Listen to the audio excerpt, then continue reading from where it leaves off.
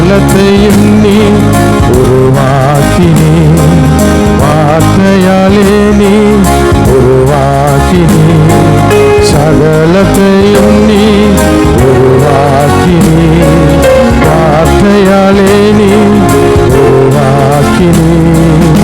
என் வாழ்விலும் நீ வாக்கினால் சொன்னதை கரத்தினால் செய்து நிறைவேற்றுவே.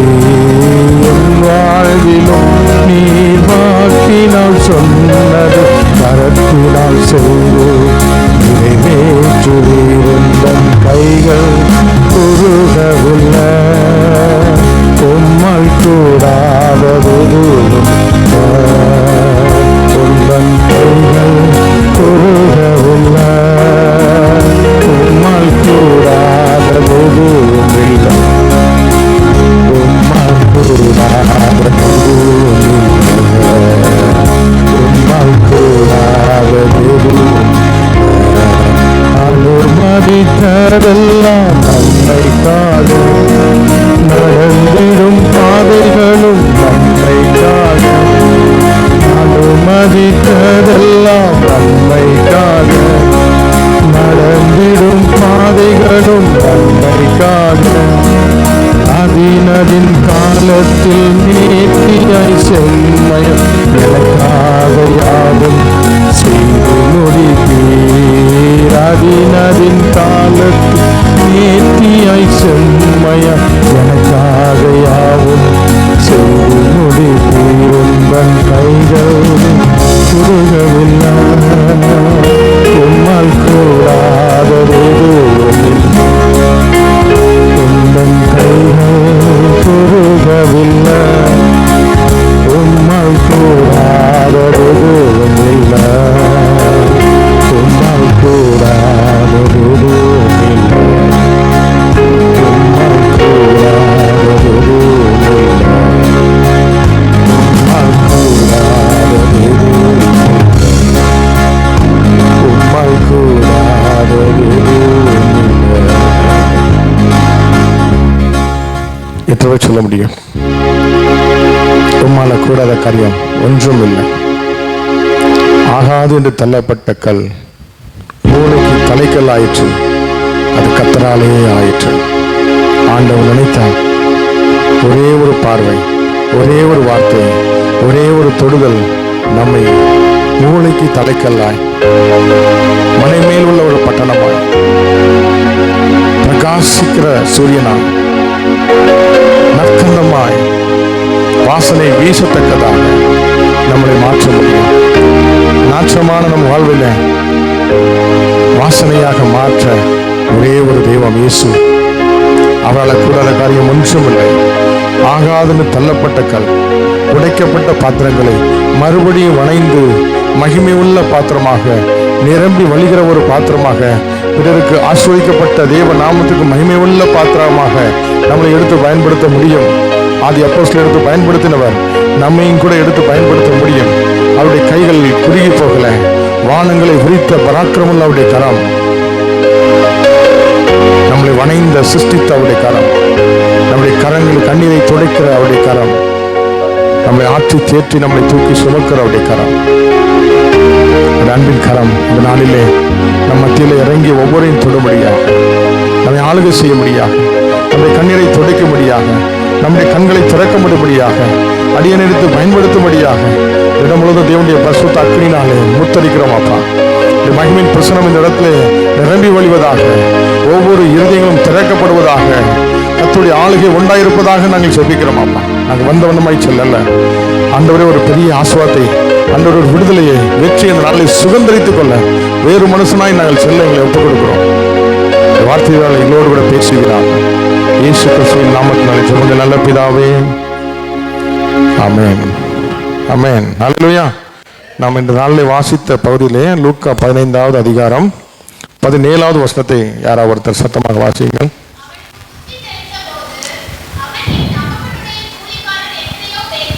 பூர்த்தியான சாப்பாடு இருக்கிறது, நானோ பசியினால் சாகிறேன். மறுபடியும் படிங்க சிஸ்டர். அவனுக்கு புத்தி தெளிந்த போது அவன் என் தகப்பனுடைய கூலிக்காரர் எத்தனையோ பேருக்கு பூர்த்தியான சாப்பாடு இருக்கிறது, நானோ பசியினால் சாகிறேன். அவனுக்கு புத்தி தெளிந்த போது, என் தகப்பனுடைய கூலிக்காரன் எத்தனையோ பேருக்கு பூர்த்தியான சாப்பாடு இருக்கிறது, நானும் பசியினால் சாகிறேனே. இந்த வார்த்தை இந்த நாளிலே காலை வேளையிலே இந்த ஆலயத்திலே கொடுக்கும்படியாக கர்த்தர் என்னோடு கூட சொன்ன வார்த்தை. அவனுக்கு புத்தி தெளிந்து தகப்பனுடைய காரியங்களை யோசிக்கிறான். நம்முடைய வாழ்க்கையிலும் கூட ஒருவேளை நான் ஏன் அப்படி கஷ்டப்படுறேன், ஏன் நம்ம அப்படி ஒடுங்கி போயிருக்கிறோம், என் வாழ்க்கையில் என்ன குறை, நமக்கு இதனால ஒரு தெளிவு தேவைப்படுகிறது. தகப்பனை விட்டு தூரமாய் போன அந்த இளைய குமாரனுக்கு உலகம் பெருசு தெரிஞ்சது, உலக மனிதர்கள் பெருசுன்னு தெரிஞ்சாங்க, இந்த பணம் என்னை காப்பாற்றுன்னு தெரிஞ்சது, எத்தனையோ நம்பிக்கை இருந்துச்சு. எல்லா நம்பிக்கையும் இழந்து எல்லாம் கைவிடப்பட்ட சூழலில் அவனுக்கு ஒரு தெளிவு உண்டானது. என்ன தெளிவு? என்னுடைய தகப்பன் வீட்டில் வேலைக்காரர்களுக்கு எப்படி இருக்குது, பூர்த்தியான சாப்பாடு கிடைக்குது, நல்லா இருக்கிறாங்களே, ஆனால் நானும் பசியினால சாகிறேன். பண்டிகை கிடைக்கிற தவிடு கூட கிடைக்காதபடி நான் கண்டவன்ட்டெல்லாம் போய் கையேந்தி பிச்சைக்காரனோட கேவலமாக நிற்கிறேனே. என்னுடைய இந்த சூழ்நிலைக்கு காரணம் நான் யாருங்கிறத அறியாமல் போனேன். இந்த உலகத்தோட மேன்மைகள் என்னை விடுவிக்கும், என்னை காப்பாற்றும் நம்பி எல்லாத்துக்கும் பின்னால் போய் எல்லாரும் திருப்திப்படுத்த நினைச்சேன். எல்லாமே மாயையா இருக்கிறது. எனக்கு பிரியமானவர்களே, நம்முடைய வாழ்க்கையிலும் கூட இப்படிப்பட்ட சூழ்நிலை நீங்கள் கடந்து போயிருக்கலாம். நம்பினவர்கள் நட்டாற்றில் கைவிட்டார்கள். நம்ம ஆண்டவரோடு நல்லா ஆடி பாடி விசுவாசத்தோடு வாழ்ந்து கொண்டிருக்கும் போது நம்மளை பார்த்து உன்னை ரதமும் குதிரையும் என்று சொல்லி பாராட்டுகிற அநேகர் உண்டு. இவர்கள் பாராட்ட கேட்டு இவங்களுடைய பேச்சை நம்பி ஆண்டவரை விட்டுட்டு நம்ம இவங்க கூட போனதான் தப்பு, அப்படிதானே? ஆனா தேவன் நம்மகிட்ட இல்லை, தேவ பிரசனம் நம்மகிட்ட இல்லை, மகிமை இல்லை என்று சொன்னாலே எல்லாரும் நம்மளை என்ன பண்ணிடுவாங்க, உதாசீனப்படுத்திடுவாங்க. இப்படிப்பட்ட சூழ்நிலை பலவிதமான இழப்புகளுக்கு மத்தியில் நம்பினோர் நட்டாற்றில் கைவிட்டாலும், நம்முடைய சொந்த பலத்தை நம்பணும், ஞானத்தை நம்பணும், கைவிடப்பட்டோம். நம்முடைய பேக்ரவுண்டு சூழ்நிலையெல்லாம் பார்த்தோம், கைவிடப்பட்டோம். இப்படிப்பட்ட சூழ்நிலையில் ஒரு நாள் அவன் நினைக்கிறான், என்னுடைய தகப்பனுடைய வீட்டில் வேலை பார்க்குற கூலிக்காரன் கூட திருப்தியாக பூர்ணமாக சாப்பிட்டு திருப்தி இருக்கிறாங்களே, ஆனால் நானும் பசினால் சாகிறேனே. இந்த தெளிவு அவனுக்கு வந்தது. ஹல்லேலூயா. பழைய ஏற்பாட்டு காலத்தில் நமக்கு யாரெல்லாம் ரொம்ப பிடிக்கும்? தாவீதை ரொம்ப பிடிக்கும், யோசேப்பை ரொம்ப பிடிக்கும். இவர்களை காற்று இவங்கெல்லாம் யாராவது தகப்பனேன்னு கூப்பிட முடியுமா? அப்பா பிதாவேன்னு கூப்பிட முடியுமா? ஆண்டவரே தான் கூப்பிடுவாங்க. இந்த பழைய ஏற்பாட்டு பரிசுத்தவான்கள் கூட திருப்தியாக ஆஸ்வதிக்கப்பட்ட மேன்மைகளை கண்டு வாழ்ந்திருக்க, இந்த புதிய ஏற்பாட்டின் பிள்ளைகளாகிய நாம், அப்பா பிதாவை என்று கூப்பிடுகிற அதிகாரமுடைய பிள்ளைகளாகிய நாம், எனக்காக ரத்தம் சிந்தி இயேசுவே எனக்காக பலியானார இந்த மீட்பின் பிள்ளைகளாக இருக்கிற இந்த நியூ ஜெனரேஷன், புதிய உடன்படிக்கையின் பிள்ளைகளாகிய நாம், பழைய ஏற்பாட்டு தீர்க்கதரிசி காட்டிலும் அப்போஸ்தலரை பார்க்கிலும் இப்படி மேன்மையான காரியங்களை இழந்து நாம் இப்பொழுது ஒடுங்கி போயிருப்பது காரணம் என்ன? தகப்பனை நாம் அறியவில்லை. ஆண்டவர் நமக்கு என்ன காரியங்களை கொடுத்திருக்கிறார்? என்னை காட்டிலும் என் பிள்ளைகள் பெரிய காரியங்களை செய்வார்கள். இந்த ஜனத்தை எனக்கென்று ஏற்படுத்தினேன், இவர்கள் என் துதியை சொல்லி வருவார்கள். ஆண்டவர் நம்மை பார்த்து எதிர்பார்க்கிற காரியம், நான் இவனுக்காக வானத்துக்கும் பூமிக்கும் நடுவில் 2 கரங்களை விரித்தவாறு, கை கால்கள் ஆணி அடித்தவாறு, இதெல்லாம் பழைய ஏற்பாட்டு பரிசுத்தவான்களுக்கு ஆண்டவர் செய்தாரா? இல்லை. ஏதோ ஒரு ஆடு மாடு கோழிகளை பலி செலுத்தி ரத்த ஆறுதான் ஒழிச்சு பாவம் மூடப்பட்டது. ஏன்னா யாருடைய பாவங்களுக்காகவும் தண்டனை நிறைவேற்றப்படவில்லை. ஆனால் எனக்காக என்னை மீட்க தன்னையே ஜீவ பலியாய் ஒப்பு கொடுத்து அந்த மேன்மையின் பாத்திரமாக நான் இருக்க, எனக்காக ஆண்டவர் சிலுவையிலே சம்பாதித்த எவ்வளவு பெரிய பாக்கியங்கள் இருக்க, நான் இதை இழந்து போனதற்கு காரணம் தகப்பனை விட்டு தூரமாய் போனேன், தகப்பனை விட்டு நான் தூரமாய் சென்றேன். முதலாவது தேவனுடைய ராஜ்யத்தையும் அவருடைய நீதியையும் தேடுங்கள், அப்பொழுது இவை எல்லாம் உங்களுக்கு கூட கொடுக்கப்படும். அஞ்ஞானிகளைப் போல படிப்பு, இந்த பதவி, இந்த சொத்து, இந்த பணம்னு சொல்லிட்டு நாடி தேடி ஓடாதீர்கள். இதெல்லாம் உங்களுக்கு எக்ஸ்ட்ராவாக. நம்ம வீட்டில் பக்கத்தில் கடையில் தேங்காய் ஒரு துண்டு 2 துண்டு தேங்காய் வாங்கினா எக்ஸ்ட்ரா கொடுப்பாங்க தெரியுமா? 2 துண்டு தேங்காய் போட்டு அதுக்கப்புறம் என்ன கொடுப்பாங்க? கொஞ்சம் அந்த அது என்ன சொல்லுவாங்க, அதுக்கு எக்ஸ்ட்ரா சும்மா அதை கொடுப்பாங்க. இதுதான் நம்முடைய தேவைகள். இந்த எக்ஸ்ட்ரா கொடுக்கறது தான் ஆண்டவர் நமக்கு கூட கொடுப்பார். உங்களுக்கு என்ன தேவை என்பதை அவர் அறிந்திருக்கிறார். அல்லேலூயா. அப்போ நம்ம இந்த எக்ஸ்ட்ராக்காக அதிகமாக பிரயாசப்படுறோம். ஆண்டவர் சொல்றார், முதலாவது தேவனுடைய ராஜ்யத்தையும் அவருடைய நீதியையும் தேடுங்கள், அப்பொழுது இவை எல்லாம் உங்களுக்கு கூட கொடுக்கப்படும். இந்த உலகத்தின் பிள்ளைகள், அஞ்ஞானிகள் நாடி தேடி ஓடுகிறார்கள். எதற்காக? எப்படியாவது நான் இதை அடைஞ்சிடணும், எப்படியாவது இதை நான் வாங்கிடணும். இந்த உலக மேன்மைகள் எல்லாம் நம்மளை தேடி வரதாக காத்திருக்க நீங்கள் ஏன் தேடி ஓட வேண்டும்? தாவீது அபிஷேகம் பண்ணப்பட்டவன், அழைக்கப்பட்டவன். தேவன் சகோதரருக்கு நடுவிலே அவனை தாவீதை அபிஷேகம் பண்ணினார். உடனே நான் என்னை ஆண்டவர் அபிஷேகம் பண்ணியிருக்கார், என்னை ராஜாவாக அபிஷேகம் பண்ணியிருக்காரு சொல்லி அவன் ஓடி தெரியல, யார்கிட்டும் போய் சொல்லிட்டு இருக்கல. அவன் காட்டுக்குள்ளே இருந்து அவனுக்கு கொடுக்கப்பட்ட வேலையில் அவன் உண்மை உத்தமாக தன்னுடைய கொஞ்சம் ஆடுகளை மேய்த்து கொண்டிருந்தான். ஆனால் ஆண்டவர் அந்த நாட்டில், அந்த நாட்டு ராஜாவுக்கு ஒரு பிரச்சனை, பேய் பிடிச்சிருக்கு. அப்போ ஒருத்தன் சொல்றான் அந்த ராஜாட்ட, ராஜா நல்லா துதிக்கிறவன், நல்லா பாட்டு படிக்கிறவன், இசை மதிக்கிறவனை ஒரு ஆளை கூட்டு வந்தீங்கன்னா இந்த பேய் ஓடிடும். அப்படி யார் இருக்கிறான்னு சொல்லி பார்க்கும்போது யார் இருக்கிறா? தாவீது பெயரை சொல்லப்படுகிறது. தாவீது எங்க இருக்கிறான் அப்படின்னு தேடி கண்டுபிடிச்சு அந்த ராஜாவுடைய ரதங்கள் தாவீதை அழைத்து வரும்படி அனுப்பப்பட்டது. காட்டுக்குள்ள ஆடு மேய்ச்சிட்டு இருக்கவன தேடி பென்ஸ் கார் போகுது, BMW போகுதுன்னு வச்சிருக்கேன், எப்படி இருக்கும்? அல்லேலூயா. அப்போ நீங்க எங்க இருந்தாலும், துதிக்கிற பிள்ளைகளாக நீங்க எங்க இருந்தாலும், தேவனுடைய மகிமை அபிஷேகம் அந்த நாள் முதற்கொண்டு கர்த்தருடைய ஆவியானவர் தாவீதின் மேலே அசைவாடி கொண்டிருந்தார். அந்த மேல அசைவாட அவனுக்கு என்ன பிரச்சனை? பெரிய பிரச்சனை. நல்லா துதிக்கிற பையன்தான், ஆண்டவர் அபிஷேகம் பண்ணாரு. அபிஷேகம் பண்ணக்கப்புறம் அவன் உண்மை உத்தமா அவன் ஆடுதான் மேய்ச்சிட்டு இருக்கான். ஆனால் அந்த ஆடு மேய்க்கும் போது கூட ஒரு நாள் கரடி வருது, ஒரு நாள் சிங்கம் வருது. உயிரை பணையம் வச்சு அவன் அந்த வேலையை செய்ய வேண்டியதாக இருக்கிறது. அந்த சிங்கத்தின் வாயை கிழித்து போடுகிறான், கரடி அடிச்சு நொறுக்கிறதான். அல்லேலூயா. இப்படி பல வெற்றிகளை பெற்றதுக்கப்புறம் தான் கோலியாத்தை சந்திக்க வேண்டியதாக இருக்குது.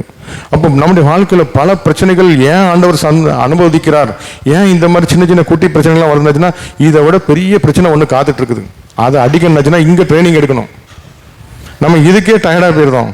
ஆண்டவரே, என்ன ஆண்டவரே, நான் அபிஷேகம் பட்டேன், அழைக்கப்பட்டேன், ஆலயத்துக்கு போகிறேன், ஊழியத்துக்கு உற்சாகமாக அதை பண்ண இதை பண்ண நினைக்கிறேன், ஆனால் எனக்கு தான் நிறைய பிரச்சனை வருது அப்படி நம்ம நினைக்கலாம். ஒருவேளை இதை விட பெரிய பிரச்சனை கோலியாத்து நாட்டுக்கே சவாலாக இருக்கிறான். அபிஷேகம் பண்ணப்பட்ட ராஜாவுக்கு, சவுல் ராஜாக்கு சவாலாக இருக்கிறான். இவனை அடிக்கிறதுக்கு முன்னோட்டி ஆண்டவர் நம்மை யுத்தங்களுக்கு அப்படி விரல்கள் நம்மளை பயிற்றுவிக்கிறது. அல்லேலூயா. ஆகவே இக்காலத்து பாடுகள் இனி வரும் மகிமைக்கு அல்ல. அல்லேலூயா. ஆண்டவர் நமக்கு பெரிய திட்டங்களை வைத்திருக்கிறார். நம்ம சும்மா அழைக்கப்பட்டவங்க இல்லை, ஆண்டவரால் தெரிந்து கொள்ளப்பட்டவர்கள், விசேஷித்தவர்கள். அவர் நம்பி நம்மளை அபிஷேகம் பண்ணியிருக்கிறார். இவன் எனக்காக நிற்பான், இவர் எலும்பு நிற்பான்னு சொல்லி. எவ்வளவுதான் கஷ்டப்பட்டாலும், எவ்வளவுதான் தூரமா போனாலும், அந்த இளையகுமாரன் அந்த தகப்பனுக்கு பிள்ளையா இல்லையா? தகப்பனுடைய உள்ளம் எப்படி பார்க்கும்? தகப்பனை விட்டு தூரமா போனாலும், மறுதளிச்சு போனாலும் தகப்பன் எப்படி பார்ப்பார்? பிள்ளையா தான் பார்ப்பார். அல்லேலூயா. எத்தனை கூலிக்காரர்கள் திருப்தியாக பூரிப்பாக சாப்பிட்டு சென்றாலும் அந்த தகப்பனுக்கு பிள்ளைங்கிற அதிகாரத்தை நாம் மறந்து போகக்கூடாது. நம்மளாம் அப்பா விட்டு தூரமா வந்துட்டோமே, இனிமேல் என்னை பிள்ளையை எப்படி ஏற்றுக்கொள்ள முடியும் அப்படின்னு ஒரு நம்ம நினைச்சிட்டு இருக்கலாம். ஆனா புத்தி தெளிந்து, தகப்பனே, பரத்துக்கு விரோதமாக, உமக்கு விரோதமாக நான் பாவம் செய்தேன், இனிமேல் உம்முடைய குமாரன் என்று சொல்லப்படுவதற்கு நான் பாத்திரன் அல்ல, உம்முடைய கூலிக்காரில் ஒருவனாக என்னை வைத்துக் கொள்ளும் என்பேன் என்று சொல்லி எழுந்து புறப்பட்டு தன் தகப்பனிடத்தில் வந்தான். அவன் தூரத்தில் வந்தபோதே அவனுடைய தகப்பன் அவனை கண்டு மனது உருகி ஓடி அவன் கழுத்தை கட்டி கொண்டு அவனை முத்தம் செய்தான். குமாரன் தகப்பனை நோக்கி, தகப்பனே, பரத்துக்கு விரோதமாகவும் உமக்கு முன்பாகவும் பாவம் செய்தேன், இனிமேல் உம்முடைய குமாரன் என்று சொல்வதற்கு நான் பாத்திரன் அல்ல என்று சொன்னான். அப்போது தகப்பன் தன் ஊழியக்காரனை நோக்கி, நீங்கள் உயர்ந்த வஸ்திரத்தை கொண்டு வந்து இவனுக்கு உடுத்தி, இவன் கைக்கு மோதிரத்தையும் கால்களுக்கு பாதரட்சியம் போடுங்கள், கொழுத்த கன்றை கொண்டு வந்து அடியுங்கள், நாம் புசித்து சந்தோஷமாக இருப்போம். அல்லேலூயா. இந்த ஆண்டவர் எப்படிப்பட்டவர் பார்த்தீங்களா? மனது உருகுகிறார். அல்லேலூயா. மனது உருகி ஓடி உயர்ந்த வஸ்திரத்தை இதை கொண்டு வந்து இவனுக்கு உடுத்தி இவன் கைக்கு மோதிரத்தையும் கால்களுக்கு பாதரட்சியம் போடுங்கள். அதுக்கு முன்னாடி அவன் என்ன பண்ணான்? தகப்பனே, பரத்துக்கு விரோதமாகவும் உமக்கு முன்பாக பாவம் செய்தேன், இனிமேல் உம்முடைய குமாரன் என்று சொல்லப்படுவதற்கு நான் பாத்திரம் அல்ல என்று சொன்னான். அல்லேலூயா, அல்லேலூயா. ஆண்டவர் மனதுருகுகிறார். ஓடி அவன் கழுத்தை கட்டி கொண்டு அவனை முத்தம் செய்கிறார். இவர் என்ன நன்மை பண்ணியிருக்கிறாரு? ஏதாவது அச்சீவ் பண்ணியிருக்கிறாரா? ஏதாவது சாதிச்சிருக்கிறாரா? இல்லை. தகப்பனிடத்தை விட்டு தூரமாக போய் ஆஸ்திகளை அழித்து எல்லா பாவத்தையும் பண்ணிட்டு வேஸ்டான ஆள். ஊரில் உலகத்தில் சொந்த நண்பர்கள் எல்லாருமே அவனை புறக்கணிக்கிற ஒரு சூழலில் இருக்கிறார். இவன் ஒன்றுக்கு லாய்க்கில் இவன் வேஸ்ட்டுன்னு நினைக்கிற ஒரு சூழலில் இருக்கிறாங்க. வாழ்க்கையில் தோற்று போயிட்டான், பரிசுத்தத்தை இழந்துட்டான், சபைக்குள்ளும் சங்கத்துக்கும் நிற்க முடியாத சூழல் ஆயிட்டான், எல்லாராலும் மிதிக்கப்படுகிற ஒரு கந்தையை போல் ஆயிட்டான். ஆனாலும் அவனை மதிக்கிற ஒரு தகப்பன் இருக்கிறார். அல்லேலூயா. அது அவனுக்கு எப்போ வந்துச்சு? புத்தி தெளிந்து. அல்லேலூயா. புத்தி தெளிந்து. இந்த வார்த்தை தான் இந்த நாளில் எனக்கு கொடுக்கப்பட்ட ஒரு வார்த்தை. புத்தி தெளிந்தது. யாருக்கு? தகப்பனை விட்டு தூரம் போனவனுக்கு புத்தி தெளிந்தது. இந்த நாளில் நம்முடைய வாழ்க்கையிலும் கூட ஒருவேளை நான் ஆண்டவருடைய ஆலயத்துக்கு வரலாம், ஜெபிக்கலாம், ஊழியமே செய்யலாம், ஆனாலும் நான் என்னுடைய சூழ்நிலைக்கு, என்னுடைய குறைகளுக்கு காரணம் தகப்பனை விட்டு தூரமாய் சென்றது. உலக மனிதர்கள், உலக சூழ்நிலை எல்லாமே நம்மளை கைவிடும். அல்லேலூயா. இந்த நாட்டுக்கு ஒரு பிரதமர் வருகிறார் என்று சொன்னால் அவருக்கு இந்த நாடே கையில் கிடைச்சிட்டு ஒரு 5 வருஷம் ஆட்டம் போடலாம், ஒரு 10 வருஷம் ஆட்டம் போடலாம். அதுக்கப்புறம் அவங்கள என்ன பண்ணுவாங்க? ராஜாவாக வாழ்க.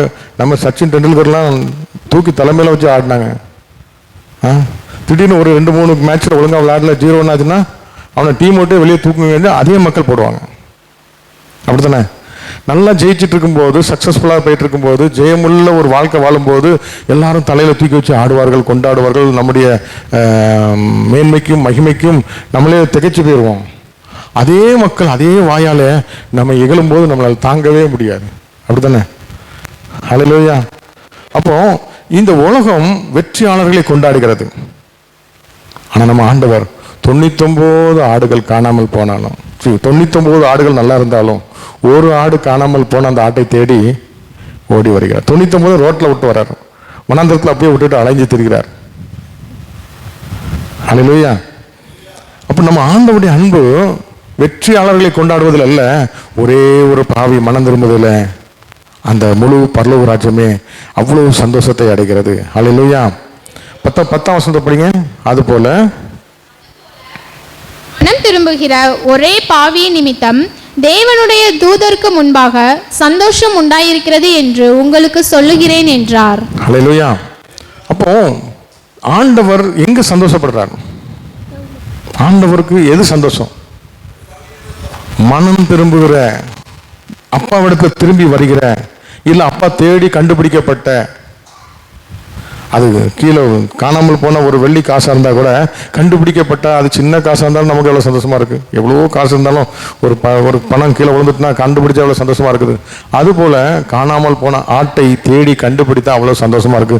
தன்னுடைய நண்பர்களெலாம் சொல்லி சந்தோஷப்படுறாங்க. அதுபோல இந்த மகன் தூரமாய் போனான், அப்பாவிடத்தில் வந்தான், அவர் மனதுருகினார், ஓடினார், கட்டி பிடித்தார், அன்பை காட்டினார். அது மாத்திரமல்ல, அவன் தன் வாயை திறந்து, தகப்பனே நான் இப்படிலாம் நம்முடைய பிள்ளைன்னு சொல்லி நான் அருகதில்லைன்னு சொல்லி தன்னை தாழ்த்தினான். அந்த வார்த்தையை காதில் கேட்டுட்டு இருக்கும்போதே அதை உட்காந்து கவனிக்காம, இவனுக்கு காலில் செருப்பை மாட்டலாமா, வஸ்திரத்தை மாட்டலாமா, மோதிரங்கிற அதிகாரத்தை கொடுக்கலாமான்னு அன்று யோசிச்சுக்கிறேன். அல்லேலூயா. நம்ம நினைக்கிறோம், நான் போய் அப்பாட்ட போய் நின்னா நம்மளை ஏற்றுக்கொள்வாரா, நான் அதுக்கு தகுதியா, நான் அப்படிப்பட்ட பாவியாச்சே, இப்படிப்பட்ட பாவி. ஆண்டவரிடத்துல போய் தன்னை தாழ்த்த அவருடைய எண்ணங்கள் எல்லாம், இவனுக்கு வெளியேறப்பட்ட வஸ்திரம், ஆட்டுக்குட்டியின் இரத்தத்தினாலே துவைக்கப்பட்ட அந்த நீதியின் வஸ்திரத்தினாலே நம்மளை மூட வேண்டும். இழந்து போன எல்லா அதிகாரத்தையும் மறுபடியும் அவனை புதுப்பித்து அவனை பார்க்க வேண்டும். இழந்து போன ஜீவனை மறுபடி கொடுத்து பிரகாசிக்கிறவனாய் இவனை காண செய்ய வேண்டும். அவனுக்கு நல்ல பாதரட்சணையை கொடுக்க வேண்டும் என்று சொல்லி ஆண்டவர் வாஞ்சிக்கிறார்.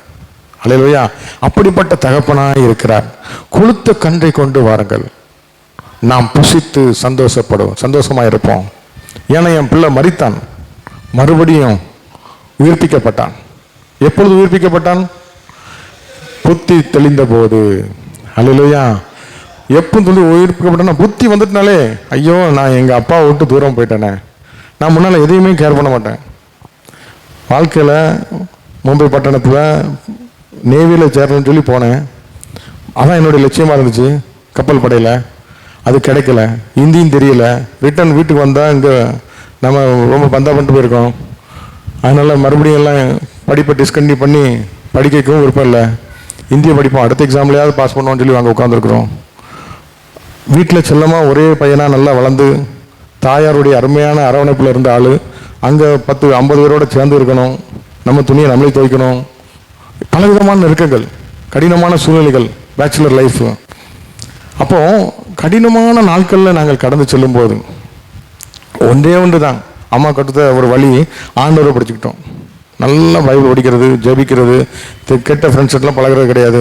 ரொம்ப அருமையாக போயிட்டு இருந்தோம். வாழ்க்கையில் ஆண்டவர் உயர்த்தினார், நல்லா மேன்மை அடைந்தோம். அதுக்கப்புறம் பெருமையினால் கீழே விழுந்தேன். அதுக்கப்புறம் ஆண்டவரே என்று சொல்லி மறுபடியும் ஒப்பு கொடுத்து நல்லா உயர்த்தப்பட்டு ஆஸ்வதிக்கப்பட்டு அருமையாக அந்த பட்டணத்தில் என்னை அநேகருக்கு ஒரு புதுமையாக என்னை மாற்றினார். குடும்பத்தை கொடுத்தார், ஆசீர்வாதத்தை கொடுத்தார், மேன்மைகளை கொடுத்தார். அதுக்கப்புறம் ஒரு உயர்வுக்கு அப்புறம் என்ன உண்டாயுது? ஒரு அறியாமை, வீழ்ச்சி விழுகிறது, ஒரு பெருமை வந்துடுது. பெருமைக்கு முன்னோட்டி நம்ம விழுதுனாச்சுன்னா மேட்டின்மையாக நடந்து போகும்போது கல் தட்டுது. அது மாதிரி அதுக்கப்புறம் வீழ்ச்சி. அதுக்கப்புறம் ஆனாலும் எங்கேயோ ஒரு பக்கத்தில் ஆண்டவருக்கு நம்மளை எங்கேயோ ரொம்ப பிடிச்சிருக்குது. ஏதோ ஒரு காரியத்தில், ஏதோ ஒரு குணத்தில், ஏதோ ஒரு செயலில் ஆண்டவர் எங்கேயோ நம்மளை தெரிந்து கொண்டிருக்கிறார், எங்கேயோ நம்மளை அறிஞ்சிருக்கிறார். நம்முடைய பலவன்களை அவர் அறிவார். நாம் மண்ணென்று நினைவு கூறுகிறார். அவருக்கு ரொம்ப பிரியமான இருக்கிற பிள்ளைகளை ஆண்டவர் சிக்ஷிக்கிறார். சில நேரங்களில் ஆண்டவருடைய பிள்ளைகளுக்கு ஏன் பிரச்சனை வருதுனாக்கி நேசிக்கிற நிமித்தம் சிக்ஷைகள் வருகிறது. அது ரொம்ப நாள் கழிச்சு தான் தெரிஞ்சுது. என்னை மறந்தாரோ, கைவிட்டாரோ, நான் இப்படி ஆயிட்டேனே அப்படின்னு நினைக்கும்போது ஆண்டவர் சிக்ஷித்தார். அநேக கடுமையான பாதை வழியாய் கடந்து செல்ல வேண்டியதாக இருந்துச்சு. எந்த இடத்துல தலை நிமிர்ந்து இருந்தோமோ அந்த இடத்துல தலை குனிந்து அப்படியே நெருக்கத்தில் வாழ்ந்த வேண்டிய சூழ்நிலை வந்தது. அதுக்கு மொத்தத்தில் ஆண்டவர் அநேக காரியங்களை கற்றுக் கொடுத்தார், நம்மளை உருவாக்கினார். உடைக்கப்பட்ட பாத்திரத்தை ஆண்டவர் மறுபடியும் கையில் எடுத்தார், மறுபடியும் வணைந்தார். அது ஒரு பயனுள்ள பாத்திரமாக, நிரம்பி ஒழுகிற பாத்திரமாக மாற்றிக்கொண்டு இருக்கிறார். அல்லேலூயா. ஆகவே அந்த தகப்பனை அறிந்ததுனாலே இந்த நாட்களில் சில நேரங்களில் நமக்கு ஒரு உயர்வு, ஒரு மேன்மை, ஒரு நல்ல ஒரு ஃப்ரெண்ட்ஷிப்பு, நல்ல ஒரு உறவுகள் கிடைக்கும் போது அதை பற்றி கொண்டிருக்கும் போது ஆண்டவரே நமக்கு காட்டி கொடுப்பார். நம்ம எங்கே விழுந்தோம், எங்கே தேவனை விட்டு தகப்பனை விட்டு தூரமாக போனோங்கிறத காட்டி கொடுப்பார். அல்லேலூயா. பள்ளத்தாக்கில் அநேக கண்ணிகள் வைக்கப்பட்டிருக்கிறது. எங்கேயாவது ஒரு இடத்துல மாட்டிக்கிடுவோம். சின்ன சின்ன உதவிகள் செய்த சின்ன சின்ன காரியங்களுக்கு நமக்கு முன்னால் வந்து நின்று எல்லாரையும் கடவுளுக்கு மேலே தூக்கி வச்சு கொண்டாட ஆரம்பிச்சிருந்தோம். ஆண்டவர் செகண்டரியாக போயிடுவார். இன்னைக்கு ஜெபிச்சோமா, பைபிள் படித்தோமா, இல்லை ஆண்டவருக்கு முக்கியத்துவம் கொடுத்தோமா, அதுக்கு கூட அவ்வளோ பயப்பட மாட்டோம். ஆனால் நமக்கு சின்ன சின்ன நன்மைகளை செய்தவர்களுக்காக உடனே அட்டென்ஷனில் அவங்க ஃபோன் வந்தாலே ஓடுறது, எடுக்கிறது, அவங்களுக்கு அடிமை போல ஆயிடுறோம். இப்படிப்பட்ட காரியங்கள் தேவனை விட்டு தூரமாக போயிட்டதுக்கு ஒரு அடையாளம். தகப்பன் நமக்கு முக்கியத்துவம் இல்லாமல் உலகத்தினுடைய மேன்மை நம்மளை பற்றி பிடிக்கும் போது நாம் தேவனை விட்டு தூரமாய் போகிறோம். அல்லேலூயா. இப்படிப்பட்ட காரியத்திலே நாம் புத்தி தெளியும் பொழுது வைராக்கியமாக யார் இருந்தானே இல்லாட்டானே, எது இருந்தானே இல்லாட்டானே, என் தகப்பன் என்னோடு இருக்கிறாராங்கிற வைராக்கியம் மாத்திரம் நமக்கு வரும். இப்படிப்பட்ட வைராக்கியம் நமக்கு வர வர நிறைவானது வரும்போது அந்த குறைவானது எல்லாம் ஒளிந்து போகும். அந்த நன்மையும் கிருபையும் நம்மை தொடரும். அல்லேலூயா. நமக்கு என்ன தேவை என்பதை அவர் அறிந்திருக்கிறார். இந்த நாட்களில் புத்தி தெளிந்த ஒரு வாழ்க்கை. தகப்பனை விட்டு தூரமாய் போனவனுக்கு தகப்பன் யார் என்பதை பன்னிகளுக்கு மத்தியில் இருக்கும்போது தான் தெரிஞ்சுது. இந்த பன்னி கிடைக்கிற தவிடு கூட எனக்கு கிடைக்க மாட்டேங்கன்னு சொல்லும் போதுதான் அவன் தகப்பனை நினைக்கிறான். எங்க தகப்பன் வீட்டில் வேலை செய்யற கூலிக்காரர்கள் கூட திருப்தியாய் சாப்பிடுகிறார்களே, நானும் பசியினால் என்ன சொல்றான், பசியினால் சாகிறேனே. ஒவ்வொரு நாளும் சின்ன சின்ன தேவைகளுக்காக நான் ஒடுங்கி போய் சாகிறேனே, என்னுடைய மேன்மையை நான் இழந்தேனே. எவ்வளவு பெரிய ஒரு கடினமான வார்த்தை, நான் சாகிறேன், ஒவ்வொரு நாளும் செத்து செத்து பிழைக்கிறேன். அடிமை போல நான் கட்டப்பட்டிருக்கிறேன். என்னால் ஓட முடியும், என்னால் செய்ய முடியும், ஆனால் செய்ய முடியாதபடி நற்சந்தில் கட்டப்பட்ட கழுதை போல பல விதத்தில் என்னை யாரெல்லாமோ இழுக்கிறாங்களே, நான் கட்டப்பட்டிருக்கிறேனே. இந்த கட்டை அவிழ்க்கிறது ஆண்டவரது வார்த்தை கொடுக்க. புத்தி தெளிந்த போது அவன் உதறினான். நான் எழுந்து நான் தகப்பனிடத்தில் போவேன். அப்படி சொல்லி கொண்டு நின்றுட்டு இருந்தானா? இன்னைக்கு இல்லை, நாளைக்கு 1ஆம் தேதியிலிருந்து நான் ஆரம்பிப்பேன் சொன்னானா? இல்லை, உடனே எழுந்து நடந்தான் என்று சொல்கிறது. அல்லேலூயா. எழுந்து புறப்பட்டு தன் தகப்பனிடத்தில் வந்தான். அவன் தூரத்தில் வரும்போதே அவனுடைய தகப்பன் அவனை கண்டு முதல்ல பார்க்கிறார். நான் எழுந்து நடக்க ஆரம்பிச்சானே, இனி நான் தகப்பனே உங்களை விட்டு தூரம் போக மாட்டேன். அது எவ்வளோ பெரிய கேர்ள் ஃப்ரெண்டாக இருக்கட்டும், பாய் ஃப்ரெண்டாக இருக்கட்டும், எவ்வளோ பெரிய பிஸ்னஸ் பார்ட்னராக இருக்கட்டும், இல்லை எவ்வளோ பெரிய மேன்மைகளாக இருக்கட்டும், எவ்வளோ பெரிய பதவி கவர்மெண்ட் வேலையே கிடைக்கட்டும், எது மேலே எனக்கு நாட்டம் கிடையாது. நான் தகப்பன் தான் என்று சொல்லி நம்ம நடக்க ஆரம்பிச்சிட்டோமா, தூரமாக வரும்போதே ஆண்டவர் பார்க்கிறார். கண்டு மனது உருகுகிறார். ஓடி அவன் கழுத்தை கட்டி கொண்டு அவனை முத்தம் செய்தான். அவன் நடக்கிறான், ஆண்டவர் என்ன பண்றார்? ஓடுறார், எதிர்கொண்டு ஓடுகிறார். நம்முடைய வாழ்க்கையில தட்டி தடுமாறி ஆண்டவரே என்னை மன்னிங்கன்னு ஒரு வார்த்தை சொல்லும் போதே அவர் மனதுருகிறார், நம்மளை பார்க்கிறார், நம்மளை ஓடி வந்து நம்மளை கட்டி அணைக்கிறார். அவ்வளோ பாசம், அவ்வளோ அன்பு. ஆனால் நான் பண்டிகளோடு இருக்கும்போது தகப்பன் தேடி வந்தாரா? உலக மேன்மைதான் முக்கியம் சொல்லி கிடக்கும்போது ஆண்டவர் தேடி வந்தாரா? வரமாட்டார். மனம் திரும்புகிற ஒரே ஒரு பாவி நிமித்தம் முழு பல்லவ ராஜ்யமே கொண்டாடுகிறது. அல்லேலூயா. நான் எழுந்து தகப்பனிடத்தில் போக வேண்டும். அதுக்கு முன்பாக புத்தி தெளிய வேண்டும். என் தகப்பன் யார்? எந்த மனசனையும் பிரகாசிக்க பண்ணுகிற மெய்யான ஒளியா இருக்கிறார். அல்லேலூயா. அந்த ஒளி நமக்குள்ள வரும்பொழுது நாம் பிரகாசிக்க ஆரம்பிச்சிருவோம். அந்த ஒளி நமக்குள்ள வரும்போது நாம் எல்லா இருள்களையும் மேற்கொள்ள ஆரம்பிச்சிருவோம். அந்த நிறைவான வரும்போது இந்த குறைவுகளை பார்த்து நமக்கு கவலையே இருக்காது. நமக்கு ஒரு பெரிய நம்பிக்கை, விசுவாசம். வானங்களை படைத்த, வானங்களை விரித்த அவருடைய கரம் குறுகி போகல. அனுமதித்தது எல்லாம் நன்மைக்காக, நடத்தின பாதைகளும் நன்மைக்காக. அதினதின் காலத்தில் நேர்த்தியாய் செவையாய் என்னை எனக்காக யாவையும் செய்து முடிப்பார். அல்லேலூயா. ஏன்னா அவர் தான் சகலத்தையும் உண்டாக்கினார். சகலமும் அவருடைய வார்த்தையினால தான் உண்டாக்கப்பட்டது. அல்லேலூயா. அவரால் செய்யக்கூடாத ஒரு காரியம் கூட கிடையாது. அல்லேலூயா. இந்த நாட்களில் ஆண்டவர் உங்களோடு கூட பேசி கொண்டிருக்கிறார். ஒரு ஊழியர் இங்கிருந்து வார்த்தையினால சொல்லும் போது அந்த வார்த்தை தேவனுடைய ஆவியாய் வரும் என்று சொன்னால் அந்த விடுதலை கொடுக்கும். இறையாதே அமைதலாக இரு என்று சொல்லும் போது அப்படியே பெரிய புயல் நிற்குதுன்னா காரணம் என்ன? அது யாருடைய வார்த்தை? அந்த வார்த்தை தான் அந்த புயலையும் காற்றையும் மழையையும் தண்ணீரையும் வானத்தையும் பூமியையும் படைத்தது. அப்போ அந்த வார்த்தையினாலே உண்டாக்கப்பட்டது. அந்த வார்த்தைக்கு கீழ்ப்படியும். ஹல்லேலூயா. அந்த வார்த்தையான தெய்வம் நமக்குள்ள இருப்போம் என்று சொன்னா, நம்ம வார்த்தையினால பேசும்போது அந்த வார்த்தைகள் என்ன பண்ணும்? ஒவ்வொரு இருதயங்களுக்கும் போய் புத்தியை தெளிய பண்ணும், கண்களை திறக்க பண்ணும், தகப்பனிடத்தில் போவோம்.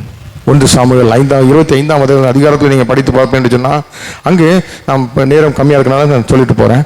அங்கே நாபால் என்கிற ஒருவன் நிறைய நன்மைகளை பெற்றிருக்கிறான்.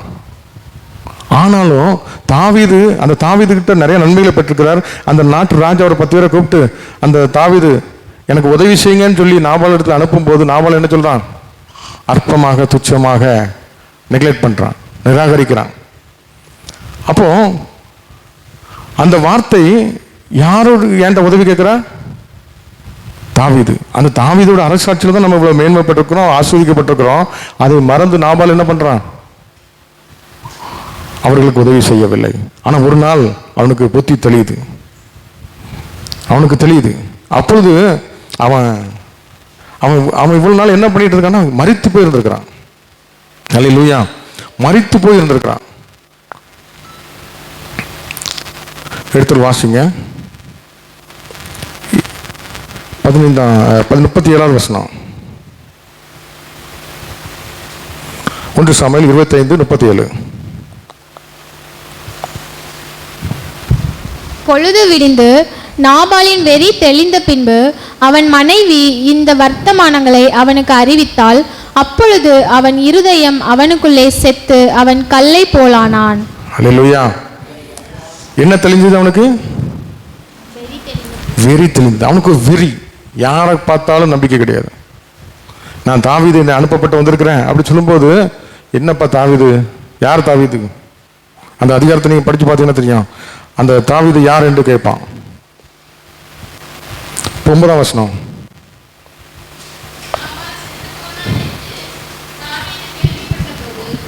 இல்ல 25:9. தாவீதின் வாலிபர் போய் இந்த வார்த்தைகளை எல்லாம் தாவீதின் நாமத்தினாலே நாபாலிடத்தில் சொல்லி பின்னென்றும் பேசாதிருந்தார்கள். 10. நாபால் தாவீதின் ஊழியக்காரருக்கு பிரதியுத்தரமாக, தாவீது என்பவன் யார்? ஈசாயின் குமாரன் யார்? தங்கள் எஜமான்களை விட்டு ஓடி போகிற வேலைக்காரர் இந்நாளில் அநேகர் உண்டு. அல்லேலூயா.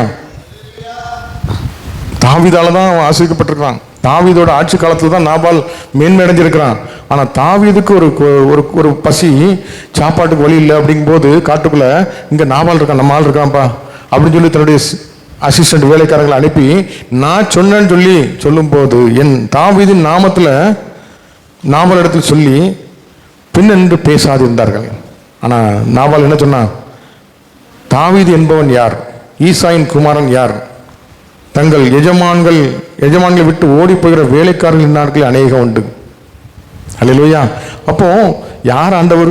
நான் படித்தேன், நல்லா இருக்கேன், நான் ஆஸ்வதிக்கப்பட்டேன், என் குடும்பத்தில் நிறைய சொத்து இருந்துச்சு, அதனால நான் உயர்த்தப்பட்டேன், எனக்கு கடவுள் எங்கள் அம்மா தான், எங்கள் அப்பா தான், எனக்குள்ள டிகிரி தான் பெருசு, எனக்குள்ள கம்பெனி, எனக்கு பெர்மனன்ட் வேலை, அதனால எல்லாரும் என்னை மதிக்கிறாங்க. இப்படிப்பட்ட ஒரு வார்த்தை தான் நாபால் வாயிலிருந்து வந்துச்சு. யார்? தாவீது. இந்த நாட்களில் அநேக வேலைக்காரர்கள் இருக்கிறாங்க. ஊழியக்காரங்களாம் வரதெல்லாம் எதுக்கு வருவாங்க? இயேசு நல்லவர் வல்லவன் சொல்லுவாங்க. அதுக்கப்புறம் ஓடி போகிற ஊழியக்காரர்கள் உண்டு. இப்படி தன்னுடைய பண நிறைவினால, நிரம்பி இருக்கிறதுனால, பொருளாதாரத்தில் உயர்ந்திருக்கிறதுனால அவங்க அற்பமாக பேசி சில நேரங்களில்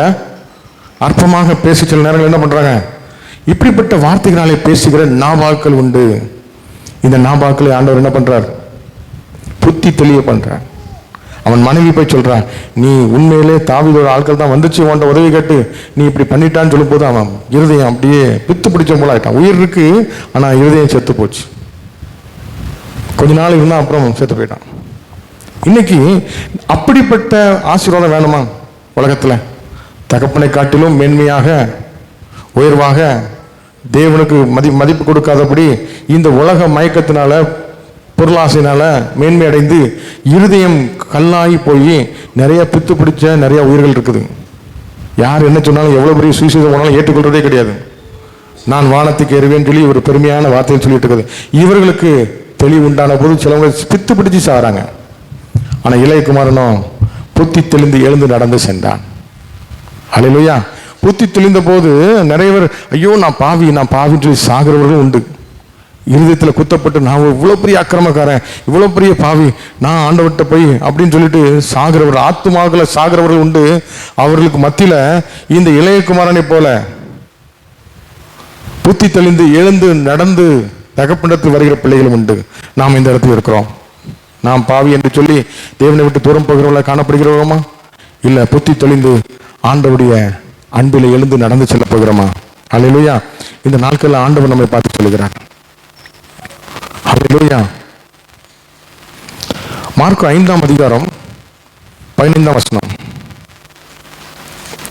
மார்க்கு 5:15. இயேசுவின் இடத்தில் வந்து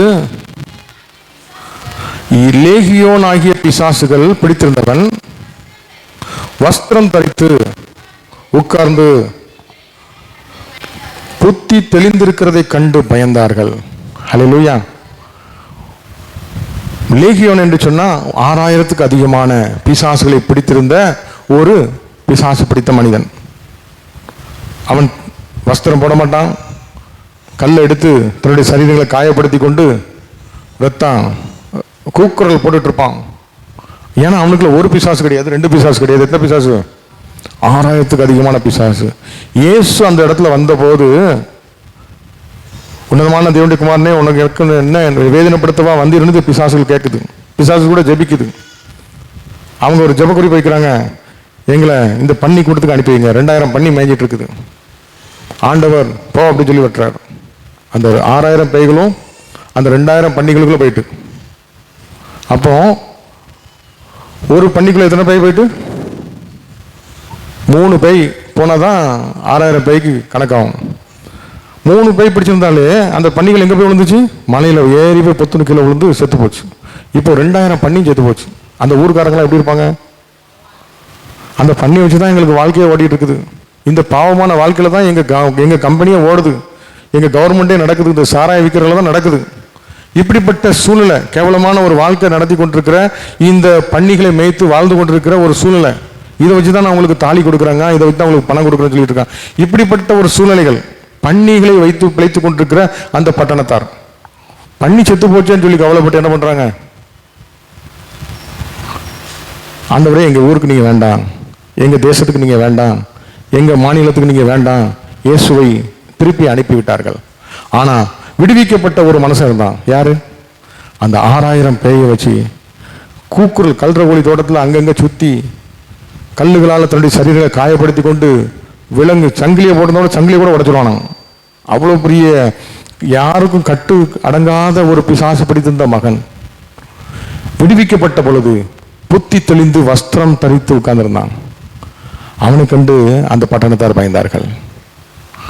அல்லேலூயா. அப்படிப்பட்ட புத்தி தெளிந்து வஸ்திரம் தரித்து, வஸ்திரம் இல்லாமல் இருக்கும்போது கூட எவனும் பயப்படல, பண்ணி பிசினஸ் பண்ணிட்டு இருந்தாங்க. ஆனா வஸ்திரம் தரித்து உட்கார்ந்த பட்டணத்தார் பயந்தார்கள், அந்த ஜனத்தார் பயந்தார்கள். ஏன் பயந்தாங்க? அவன் போய் சுவிசேஷம் சொல்ல ஆரம்பிச்சான். பெரும்பாடுள்ள ஸ்திரீ 12 வருஷமா உதிரப்போக்கு இயேசுவை ஏற்றுக்கொண்டான். அந்த ஊர்ல ஒரு ஊழியக்காரன் இருந்தார், எவருங்கிற ஊழியக்காரன். அவன் பிள்ளை மரண தருவாயில் இருக்கும்போது மடிந்து போயிட்டு இயேசுவை அழைத்து கொண்டு விடுவிக்கப்பட்டார். அந்த ஊர்ல இயேசு போகிறதுக்கு ஒரு பெரிய காரணம் யாரு? அந்த லேகியோன் பிசாசு பிடித்து விடுதலை பெற்று அந்த வஸ்திரம் தரித்த ஒரு மகன் நிமித்தமாக அந்த பட்டணம் ஃபுல்லா ஆண்டவர் ஏற்றுக்கொண்டு இயேசு மறுபடியும் அந்த ஊருக்கு வரும்போது கையெடுத்து கும்பிட்டு நீங்க எங்க ஊருக்கு வேண்டாம்னு சொல்லல. அந்த தெரு நெருக்க திரளான ஜனங்களால் நெருக்கத்தில் நடந்து போனார் எவரு வீட்டுக்கு போகும்போது. அப்பொழுதுதான் அவ்வளவு ஜனத்தார் கூட்டமா அவரை கூட்டிட்டு போகும்போது அந்த பெரும்பாடுள்ள ஸ்திரீ அந்த கூட்டத்துக்கு நடுவில் போய் வஸ்திரத்தின் ஓரத்தை தொட்டாள். முதல்ல எங்க ஊருக்கே நீங்க தேவையில்லை, இயேசு தேவையில்லைன்னு சொன்னா அதே ஊரார் இன்னைக்கு இவ்வளவு நெருக்கமா கூட்டமா இயேசுவை ஏற்றுக்கொள்றதுக்கு ஒரு காரணம் என்ன? அந்த வஸ்திரம் தரித்த புத்தி தெளிந்த அந்த வஸ்திரம் தரித்த தேவ மகிமையின் வஸ்திரம் தரித்த அந்த ரட்சிக்கப்பட்ட பிள்ளைகள் அந்த பட்டணத்தில் இருக்கும் பொழுது அவர்கள் நிமித்தமாக ஜனத்தார் பயப்படுகிறாங்க. இந்த இடத்துல நாம் யோசிப்போம், நம்ம எந்த இடத்துல இருக்கிறோம்? நாபாலை போல பெருமை பிடித்து பித்து பிடித்தனா சாக இருக்கிறோமா? நான் ஒரு பாவின்னு சொல்லி, இல்லை நான் பாவி தகப்பனிடத்தில் நான் போவேன்னு சொல்லி எழுந்து நடக்க ஆயத்தமா இருக்கிறோமா? இல்லை விடுவிக்கப்பட்ட ஒரு பிள்ளையாய், வஸ்திரம் தரிக்கப்பட்ட பிள்ளையாய், புத்தி தெளிந்து வஸ்திரம் தரிக்கப்பட்ட ரட்சிக்கப்பட்ட பிள்ளையாய் நாம் அநேக ஜனங்களுக்கு ஆசீர்வாதமாக இருக்க போகிறோமா? நாளை ஆண்டோட சமூகத்தில் அர்ப்பணிப்போம். கர்த்தர் உங்களோடு கூட பேசுவாராக. கண்களை மூடி ஆண்டவர் நோக்கி போப்போம். அனுமதித்ததெல்லாம் நன்மைக்காக, நடந்தின பாதைகளும் நன்மைக்காக. அனுமதித்ததெல்லாம் நன்மைக்காக, நடந்திடும் பாதைகளும் நன்மைக்காக. அதின் காலத்தில் நேர்த்தியாய் செம்மையா எனக்காக யாவும் செய்து முடித்தே. அதின் காலத்தில் நேர்த்தியாய் செம்மையா எனக்காக யாவும் செய்து முடித்தே. உந்தன் கைகள் உருகவில்லை, உம்மால் கூடாதது எதுவும் இல்லை. உந்தன் கைகள் உருகவில்லை, உம்மால் கூடாதது எதுவும் இல்லை. உம்மால் கூடாதது எதுவும் இல்லை. உம்மால் கூடாதது எதுவும் இல்லை. எனக்காக யாவும் செய்து முடிக்கும் என் தேவன் நீரிருக்க பயமே இல்லை. எல்லாவற்றாலும் நிரப்பும் நீரிருக்க பயமே இல்லை. எனக்காக யாவும் சொல்லுமா, எனக்காக யாவையும் செய்து முடிக்கிறேன் தேவன் இருக்கிறார், பயமே இல்லை. என் வாழ்க்கையில் அனுமதித்ததெல்லாம் நன்மைக்காக. இப்பொழுதே இந்திய ரட்சணை இந்த வார்த்தையை கேட்டு புத்தி தெளிந்து தகப்பனை நோக்கி அப்பா என்று சொல்லி நடக்கிற அவருடைய பிள்ளைகளா கண்ணோக்கி பார்த்து மனது உருகி தொட்டு அவர்களை விடுவிப்பீராக. எந்த இடத்துல தலை குனிந்தார்களோ அதே இடத்துல அவர்களை அதிகாரம் உள்ள மோதிரம் உள்ள மகிமின் வஸ்திரம் உள்ள பிள்ளையாக விசுவிசேஷத்தை அறிவிக்க ஊழியராய் மாற்றுவீராக. ஹல்லேலூயா, ஹல்லேலூயா. அந்த அன்பின் அபிஷேகம் இந்த பிள்ளைகள் மீது இறங்கட்டும் ஆண்டவரே, இறங்கட்டும் ஆண்டவரே. கண்கள் திறக்கப்படட்டும், இருதயத்திற்கு எல்லா கடினங்கள் மாறட்டும், ஊற்றி தெளிந்து உயிர்ப்பிக்கிற இந்த ஆவியை ஊற்றுவீராக. ஆதி அப்போஸ்தலர் எடுத்து பயன்படுத்த தேவ வல்லமை நிரம்பி வழிகிற ஒரு பாத்திரமாக, அநேகருக்கு ஆசீர்வதிக்கப்பட்ட ஒரு பாத்திரமாக, இந்த நாமத்துக்கு மகிமையுள்ள பாத்திரமாக ஒவ்வொருவரையும் நீர் உயிர்ப்பித்து எடுத்து பயன்படுத்துகிறார்கள் செலுத்துகிறோம். எல்லா கட்டுகளும் கலந்து போகட்டும், பிசாசு கிரிகள் அழிக்கப்படட்டும், எல்லா விதமான தடைகள் உடைக்கப்படட்டும். இயேசுவின் நாமத்தில் விடுதலை உண்டாகட்டும், அற்புதங்கள் நடக்கட்டும். இயேசுவின் நாமத்தில் பிள்ளைகளுக்கு பெற்றுக் கொடுக்க நல்ல பிதாவே. ஆமென். கரங்களை தட்டி கர்த்தரை ஸ்தோத்திரிப்போம்.